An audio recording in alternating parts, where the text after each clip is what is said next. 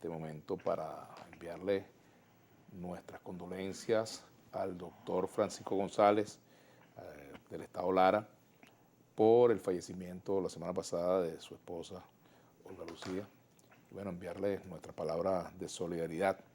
Y bueno, por supuesto, solidarizarme también con todas las personas que han perdido familiares con la pandemia, ¿no? Que ha sido muy duro, pero vamos a conversar de este tema precisamente sobre el COVID con el doctor Manuel Enrique Figuera, quien es presidente de la Sociedad Venezolana de Infectología, internista, infectólogo.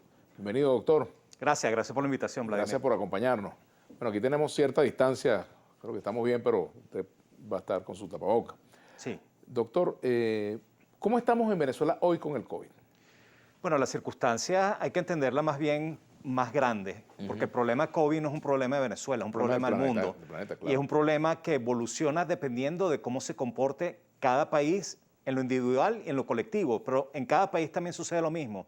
Depende de cómo se comporte cada individuo, y el colectivo y cada gobierno. Entonces, lamentablemente en Venezuela las cosas parecieran estar tranquilas, pero no se está haciendo lo debido. No se está haciendo lo debido desde el punto de vista diagnóstico. Hoy en día no tenemos herramientas diagnósticas gratuitas para que cualquiera que tenga síntomas pueda abiertamente hacerse la prueba sin costo y saber si tiene COVID-19. Y mientras más temprano sepamos eso es mejor, porque aislamos a las personas a tiempo y determinamos cuántas personas realmente están infectadas. Entonces, en Venezuela hay un desconocimiento desde el punto de vista del impacto real de esta pandemia. ¿Por qué en Estados Unidos es gratuito? La prueba es gratuita, no se paga. Y hay vacunación, digamos, claro, en el caso de la vacuna tampoco se paga en Venezuela, pero hubo un proceso masivo de vacunación, más bien ellos están allá sabaneando a la gente para que se vacune. Y aquí en Venezuela, pues, para hacerse una prueba de esta hay que pagar. Oye, realmente en Venezuela el problema de salud no es nuevo. Venimos arrastrando años de problemas bien importantes. De hecho, se habla de emergencia humanitaria o emergencia compleja y no es algo nuevo, pero hay maneras de buscar las soluciones en Venezuela y uno es incorporando todos los factores que estamos dentro y que queremos buscar las cosas mejores. Entonces, ¿cómo podemos optimizar el uso de los recursos? Utilizando los expertos en cada área. Antes hablaban de elementos económicos, políticos, pero si utilizamos los expertos en salud y los involucramos como pueden ser la sociedad científica, la academia, nosotros tenemos la experticia para poder de alguna manera asesorar a las autoridades en buscar hacer las cosas bien. Y lamentablemente esa asesoría pareciera que no hay interés de tomarla porque tenemos 2 años prácticamente de pandemia y no nos han pedido la opinión para buscar hacer las cosas mejor. La Sociedad Venezolana de Infectología no ha sido, ni la Academia de Medicina tampoco. No, de hecho se han hecho muchos comunicados buscando orientar desde el punto de vista de cómo hacer las cosas mejor. Ahora, ¿el gobierno ha tenido éxito o no en la lucha contra el COVID en Venezuela? Si somos objetivos, no. ¿Por qué? Porque se pudieron haber hecho las cosas mejor, se pudieron haber aprovechado esta circunstancia para fortalecer el sistema de salud y los problemas no se han resuelto en general. ¿Se han podido haber salvado más vidas que las que se salvaron? Sí. Y en eso soy tajante porque sí, un elemento fundamental es la educación, otro elemento fundamental es disponer de los equipos de protección personal a nivel de los centros educativos, los centros de atención de salud. Lamentablemente se calcula que ha habido más de 800 personas que trabajan en salud, médicos que han fallecido y ha sido muchas veces porque no ha habido la educación suficiente a nivel de capacitación de los profesionales de salud y no siempre ha habido la cantidad de equipos de protección personal que se requieren. Entonces, es bien importante abogar en el sentido de que necesitamos mejor educación. No hay manera de solucionar este problema si no hay la educación suficiente. Y vemos países que han sido más exitosos manejando la pandemia, por ejemplo, la misma España ha sido más exitosa que Estados Unidos, porque en España la población ha entendido, con base a la experiencia desde el punto de vista científico, que es muy importante hacer mascarilla, es muy importante vacunarse. Entonces en España es un país donde tienen más del 90% de la población vacunada, la población objetivo, y donde las personas usan mascarillas voluntariamente en los sitios cerrados. Entonces es una diferencia, por ejemplo, versus Estados Unidos, que tiene un poder económico, pero están peleándose desde el punto de vista político por usar mascarillas o no, o por vacunarse o no. Entonces,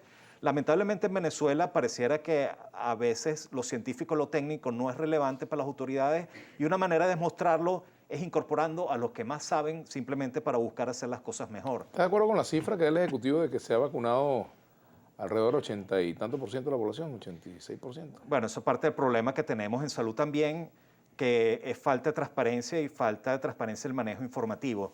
No es posible que desde el 2016 no tengamos Boletín Epidemiológico Nacional. El Boletín Epidemiológico es la revista del Ministerio Popular para la Salud que todas las semanas indicaba desde el punto de vista epidemiológico cuáles eran las enfermedades más relevantes en el país y qué cosas se están haciendo en ese sentido. En Venezuela no tenemos esa publicación tampoco, tenemos el anuario de mortalidad. En Venezuela no sabemos de qué se mueren las personas, no sabemos cuáles son las primeras 10 o 20 causas de muerte de cada uno de los años y si no tenemos esa información, si no tenemos ese diagnóstico, ¿cómo hacerlo adecuado? Ahora, ¿cómo contrastar la información que da el Ejecutivo con la que ustedes puedan manejar? ¿Ustedes manejan alguna información de cuánto, por ejemplo, el porcentaje de población vacunada? ¿Es posible que tengamos ese porcentaje? Hay encuestas, pero las encuestas tienen también sus fallas. Claro. ¿Por qué? Porque la encuesta es un muestreo eventualmente que se busca ser aleatorio con métodos estadísticos y dan una visión más o menos aproximada de lo que está sucediendo. Las encuestas han dicho que tenemos menos del 40% de la población vacunada con 2 dosis, mientras que el Ejecutivo dice otras cifras y realmente uno sabe que en grandes ciudades como Caracas han vacunado ampliamente, hay un porcentaje de personas que no se quieren vacunar, pero hay personas que no viven en Caracas y las vacunas no han llegado en ellos. Entonces, parte del problema no es lo que digan los números, sino lo que ocurre en la realidad. Y así como hablábamos de aspectos económicos... Lo importante es que los números se parezcan a la realidad, ¿no? O realmente así. Entonces, ¿de qué importa que tengamos, por ejemplo, en Baruta, 2 centros de vacunación y la gente no sepa que esos centros de vacunación existan y que de repente hayan cambios políticos en el Consejo Municipal, por ejemplo, Baruta, y esos centros de vacunación desaparezcan y no hay información hacia la población? Entonces, hoy en día, si uno busca por internet centros de vacunación en mi localidad, no hay ningún sitio donde buscarlo. Entonces, o sea, el centro de vacunación que está en Baruta desapareció. Lo eliminaron. El del Consejo Municipal. Una vez que perdió el Consejo Municipal, las autoridades del gobierno simplemente lo eliminaron y es parte de los problemas políticos que hay en Venezuela. La vacunación, lamentablemente, se ha transformado como un proceso político que buscaba, de algún modo, hacer proselitismo simplemente para ganar pleitesía. Desde el punto de vista político está mal. COVID-19 es un problema de salud y el abordaje de un problema de salud tiene que ser con una perspectiva de salud, no puede ser una perspectiva política. No es posible que los que informen sobre COVID-19 no sean médicos, sean autoridades del gobierno, pero debería ser como en otros países, como en Estados Unidos hay un Anthony Fauci, un experto que diga y oriente con lenguaje médico a la población qué debe hacer. En Venezuela no. La información de COVID-19... Pero hay un ministro de salud. Sí, pero la información de COVID-19 se maneja por Twitter. ¿Cómo tú vas a manejar una información tan importante, un problema pandémico por Twitter?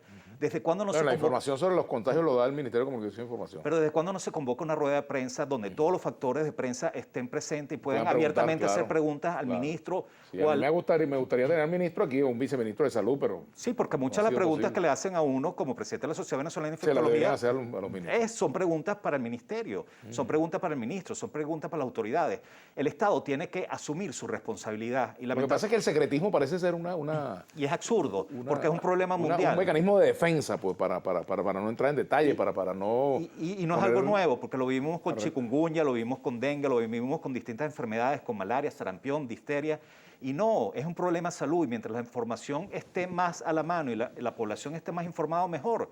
Porque si le orientamos a las personas, mira, tenemos un problema de COVID bien importante en Táchira, en Mérida, la gente se cuida a ese nivel y está bien informada. Entonces, el manejar la información desde un punto de vista discrecional y lamentablemente centralizado no es adecuado. Y el llamado para el 2022, si queremos tener mejoría, las autoridades tienen que asumir sus responsabilidades. El ministerio tiene que asumir su responsabilidad y debe haber apertura desde el punto de vista comunicacional, como ocurría en el pasado y como ocurre en los distintos países.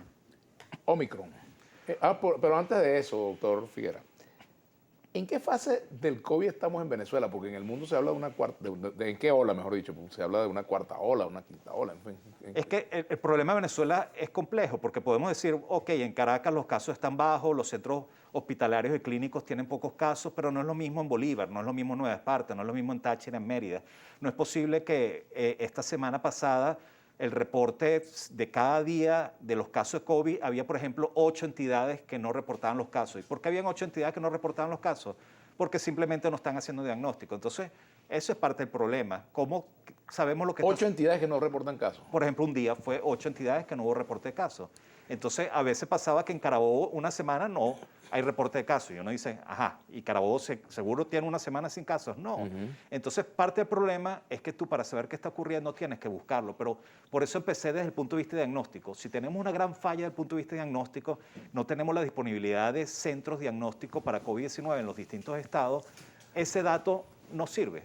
Y si adicionalmente hay personas que se están vacunando y no queda dentro de una estadística en general y se vacunan de nuevo y se vacunan de nuevo, porque hay personas que se han vacunado con Sputnik y se han vacunado con Sinopharm para poder viajar y esas personas son contabilizadas como dosis de vacuna, entonces no necesariamente tenemos el número de personas vacunadas, sino el número de dosis aplicadas. Entonces, Claro. hay Y estadísticas. no se sabe cuánto es primera dosis y cuánto es segunda dosis, ¿no? No, y sabemos que en Venezuela llegó un número X de vacunas, pero las autoridades del gobierno dicen que han vacunado más que las dosis que tenemos disponibles. Entonces, hay cifras que no coinciden. Entonces, al final, ¿por qué vamos a centrarnos en estadísticas que no conocemos?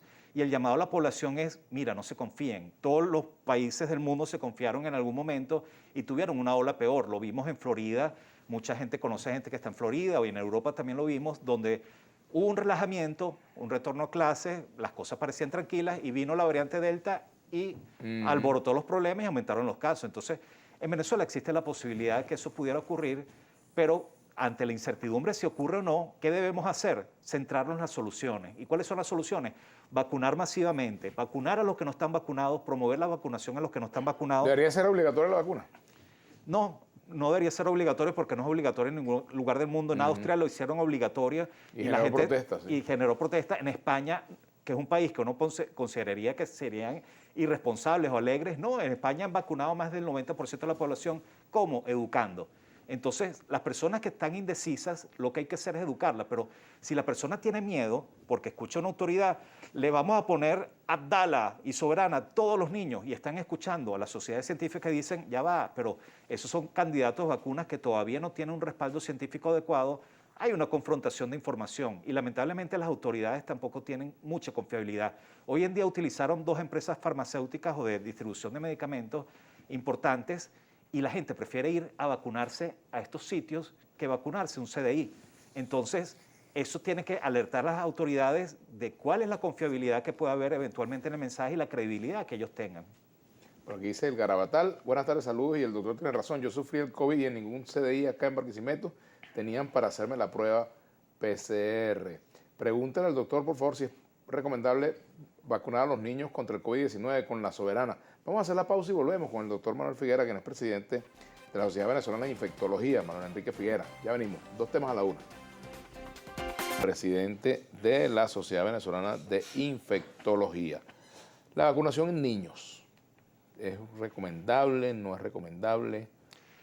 Para que llegáramos a la vacunación de niños teníamos que tener las fases de estudios de las vacunas, porque es importante entender que las vacunas son nuevas. En tiempo récord tenemos vacunas, pero han tenido que seguir unos procesos científicos para llegar a donde están.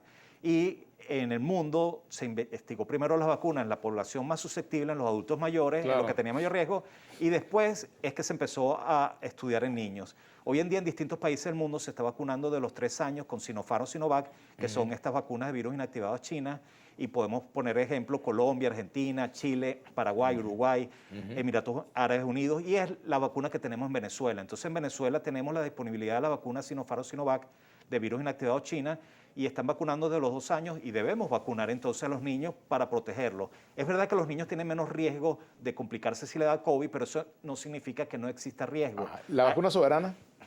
Soberana y Abdala 2 no la consideramos vacuna, sino candidato a vacuna porque están en el proceso de estudio e investigación.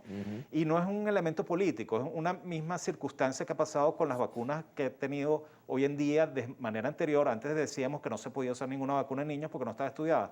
Abdala y Soberana 2 tiene estudios hechos en Cuba, pero esos estudios no han sido publicados en revistas internacionales, esos estudios no tienen aval científico, no ha sido discutido en un ámbito más allá. Ahora, estuve viendo una información sobre Cuba, decían que tenían varios días sin contagios, sin reportar un contagio. Bueno, la información que venga de Cuba no necesariamente es fiable desde el punto de vista científico, y eso es parte del problema. Uno, desde el punto de vista científico, no le interesan los elementos políticos que pueden estar envueltos en general, sino la confiabilidad de la información. Y una información, para ser confiable desde el punto de vista científico, tiene que tener una estructura y un manejo científico, y ese es el problema.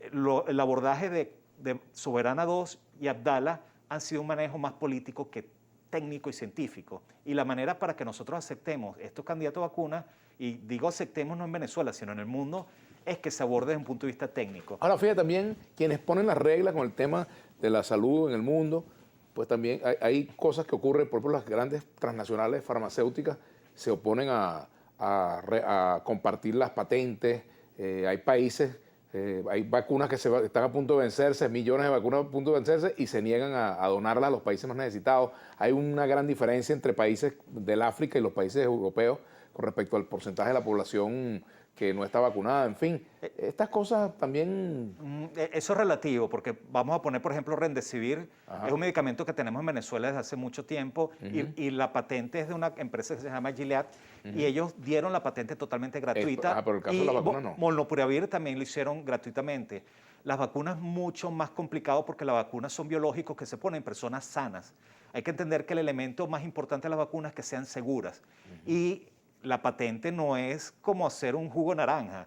El hacer un biológico que se va a colocar en personas sanas tiene que tener un respaldo científico bien importante. Entonces, por ejemplo, AstraZeneca permitió que Covishield, que es la que se produce en la India, la produjeran, pero no es una cuestión de patente, porque hacer una vacuna genérica es muy delicado. Entonces, en ese sentido, hay que entender que estamos contra una pandemia que está causando muchas muertes y que queremos que lo que se use sea realmente efectivo desde el punto de vista de prevención. Entonces, la preocupación que tenemos en Venezuela, Abdala y Soberana 2 pudieran ser eficaces, pudieran ser seguras, pero no lo sabemos. Y el peligro es que si colocamos algo que de repente no sea tan eficaz como ellos están diciendo, estamos exponiendo a la población a que probablemente tenga mayor riesgo de enfermarse. Ahora, los ciudadanos que reciben estas dosis deben ser informados previamente de lo que se trata, que no se trata de vacunas, sino de candidatos a vacunas. Lo que pasa es que, lamentablemente, desde el punto de vista informativo, discursivo, hay dos visiones. Hay una visión técnica, que es la que estamos exponiendo los que trabajamos en salud, y estamos diciendo, mira, estos son candidatos a vacunas, pero la posición política en el país es que estos son vacunas. Entonces, al final no queremos enfrentamientos, sino tomar conciencia de que la... Pero que debe ser un paciente, por ejemplo, el paciente tiene derecho a decidir si se la quiere poner o no. Todo paciente, pero debe estar informado. O sea. Todo paciente debería estar informado, y ese es el problema, que volvemos a lo que estábamos hablando anteriormente. El problema es que Venezuela no se informa. El problema es que el manejo informativo es centralizado y no es abierto. No es posible que sean los medios de comunicación que, como ustedes, que traten de informar a la población, pero la información no está llegando de manera más amplia como debería ser. No hay ruedas de prensa, no se está haciendo las preguntas a las autoridades al respecto, porque a uno le gustaría simplemente indicar lo mismo que tú me estás preguntando, que se le preguntaran lamentablemente a los ministros, a los que estén en turno, y no llegan esas preguntas. Entonces, ¿por qué no comprar, por ejemplo, AstraZeneca, que es una vacuna muy efectiva por encima de 60 años y es la más barata, cuesta $3, mientras que Soberana y Abdala tienen sus costos y son 3 dosis? Implica que es mucho más costoso que quizás las mismas vacunas chinas, que son de 2 dosis. Entonces, ¿cuánto nos está costando a la nación traer Sputnik, traer Sinopharm Sinovac, traer Abdala y Soberana 2? Esa es parte de la información que, desde el punto de vista de lo que estaba hablando anteriormente con el invitado, es falta de la transparencia que necesitamos también tener en salud. Es importante tener transparencia también en salud. ¿Qué pasó con la llamada cesta de vacunas, la COVAX? Bueno, COVAX... ¿Mecanismo COVAX? COVAX fue un mecanismo que trataba de buscar llegar las vacunas, pero hay países como El Salvador, que ellos han vacunado tan ampliamente a su población que simplemente ellos dijeron, mira, nosotros no necesitamos COVAX, nuestra vacuna se la pueden dar a otras personas. Entonces hay países que han hecho muy bien las cosas como ellos, hay otros países que estamos dependiendo de eso. Venezuela escogió dentro del sistema COVAX Sinovac, y eso desde el punto de vista técnico también pudiera verse cuestionado, porque Sinovac es la vacuna con menor eficacia, de 50%. Entonces uno dice, oye, ¿por qué no se escogió una vacuna mucho más barata como AstraZeneca para vacunar a los mayores de 60 años o los mayores de 50 años, lo cual representaba una ventaja desde el punto de vista técnico? Entonces, lamentablemente a veces las decisiones que se toman con respecto a las vacunas que se piden o se colocan, o los planes de vacunación, no pareciera tener elementos técnicos también, o quienes están tomando las decisiones lamentablemente no están siendo asesorados por los expertos venezolanos dentro de la sociedad científica y la academia. ¿Ha sido correcta la decisión del gobierno de flexibilizar los mecanismos? Bueno, en Caracas la flexibilización no ha generado impacto, pero hay que entender que los problemas que ha hecho que la pandemia ha sido más benigna en Venezuela que en otros países están presentes todavía. ¿A qué me refiero? Venezuela es de los países más aislados en el mundo que tienen menos vuelos de ingresos. Entendemos que los países que tienen mayor poder económico y que ingresan más vuelos y más viajeros son los que tienen mayores casos de COVID. África no es que esté protegida, simplemente la gente no está viajando en África como está viajando a Europa o Estados Unidos, y por eso los países que tienen más casos son donde hay más viajeros, y eso es un elemento fundamental. Y también la movilidad interna, tenemos problemas desde el punto de vista de gasolina y hay poca movilidad interna, y el aspecto económico, la gente tampoco está saliendo a reuniones sociales porque Pero, no por tienen ejemplo, la capacidad. uno está en la Francisco Miranda y ves las camioneticas llenas de pasajeros. Pero las personas que están en las camioneticas usan mascarillas. Entonces también eso sí es un elemento bien importante que tomó las autoridades del gobierno desde que empezó la epidemia aquí en marzo del 2020. Ellos dijeron del uso obligatorio de mascarilla. Entonces el gobierno ha tomado decisiones acertadas en distintos momentos y la idea es que siga tomando decisiones acertadas en conjunto con los expertos para buscar hacer las cosas mejor para el futuro. Estas pastillas que están promoviendo o promocionando como pastillas eficaces contra el COVID. Bueno, hay unas pastillas que se llaman Molnupiravir, que son de Merck. Ellos liberaron igualmente la licencia y la están produciendo en distintos países. En Venezuela llegó, aparentemente está en Zulia. Hay que entender que cualquier nuevo medicamento hay que evaluar también su eficacia y seguridad. De hecho, en Estados Unidos la FDA, que es la agencia reguladora, aprobó su uso por emergencia 13 versus 10 votos. Y hubo una diferencia muy pequeña porque todavía desde el punto de vista de seguridad no se sabe mucho al respecto. Doctor, ¿es inevitable que llegue la Omicron a Venezuela? Sí, seguro ya debe estar a lo mejor.